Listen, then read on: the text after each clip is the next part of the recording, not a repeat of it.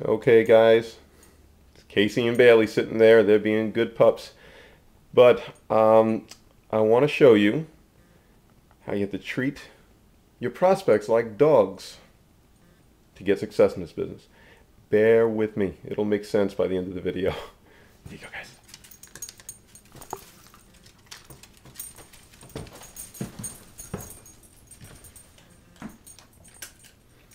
All right. What are they doing right now? Stay tuned to the end of the video. This will make sense, guys. See you in a bit.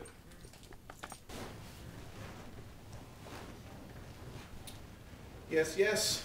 Hey, guys.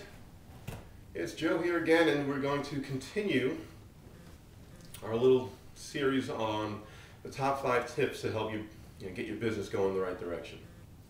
And again, whether or not you're starting a new one or trying to improve your old one, really hope that these help you get you on the right path.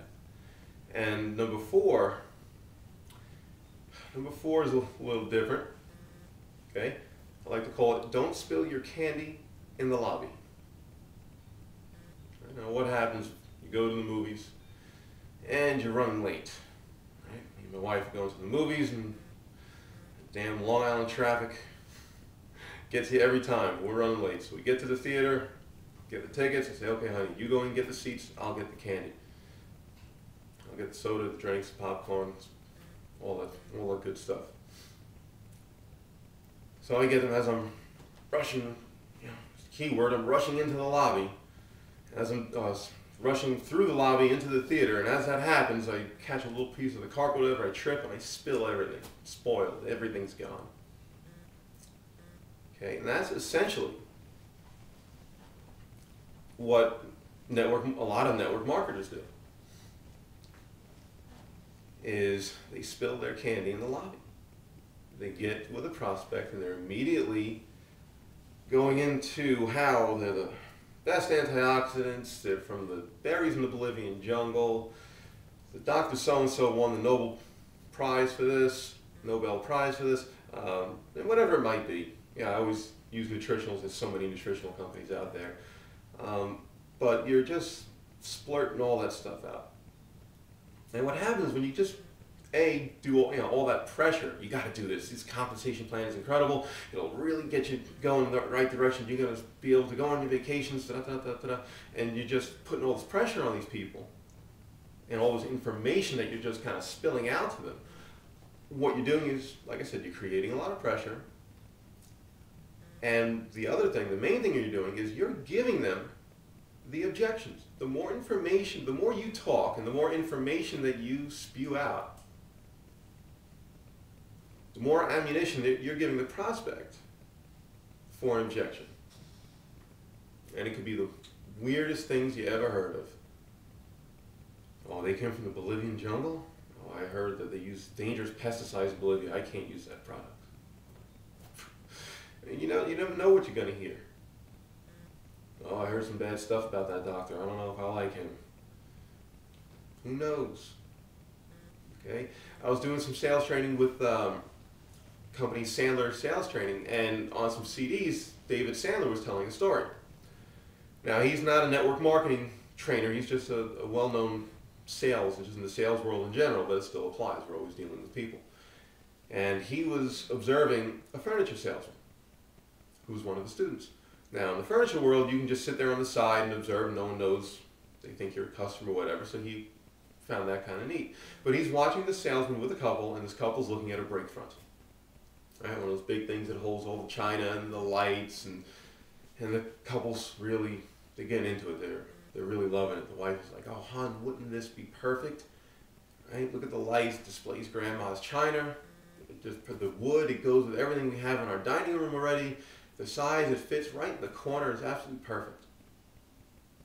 And the husband's like, we've worked hard for this. I think we deserve this. That should be something that I think we probably want to look into.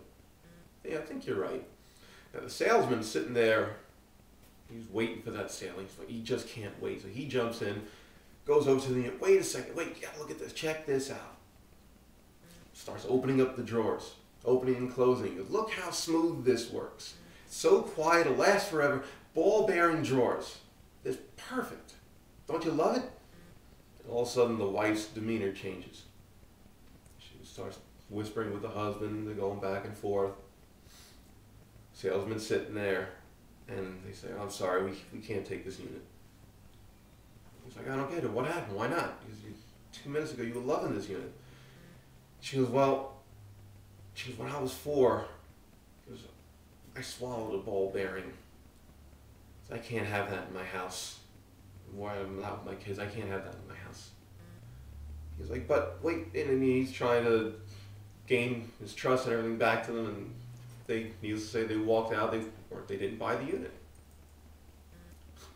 As wacky as that sounds, I mean, that's a real life instance, but you never know what's going to happen. So the more you just kind of splurt, spew out, the more ammunition you're giving them to object. Because most of the time, the prospect's on the defensive. People are just going at them, going at them, going at them. And they're trying to back up, and they feel like they're in a corner. They're looking for anything to say no and get you off their case. Okay, but if you just direct them to places, direct them to the website, direct them to an article, a video, whatever it might be. Okay, that's what you want to do. And ideally, you don't want to point them to your company website. You want it to be something different.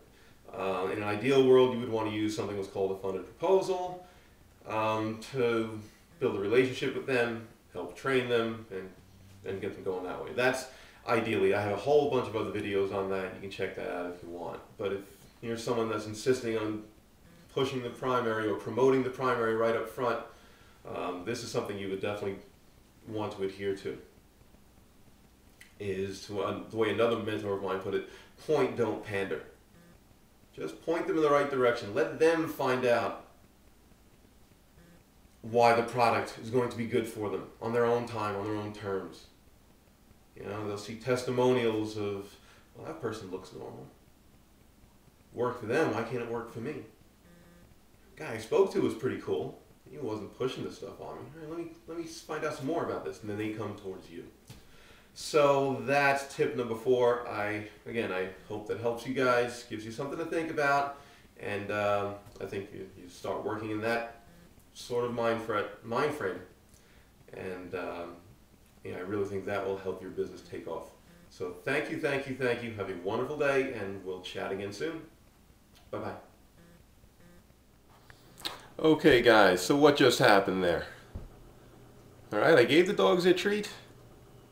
They took their treat, went into their own little corner, enjoyed it, did what they had to do, and they know where to come if they want more treats. And that's basically what you want to do with your prospects. Give them a little something, let them go enjoy it, let them go figure it out on their term, their time. Then they know where to come back for more treats.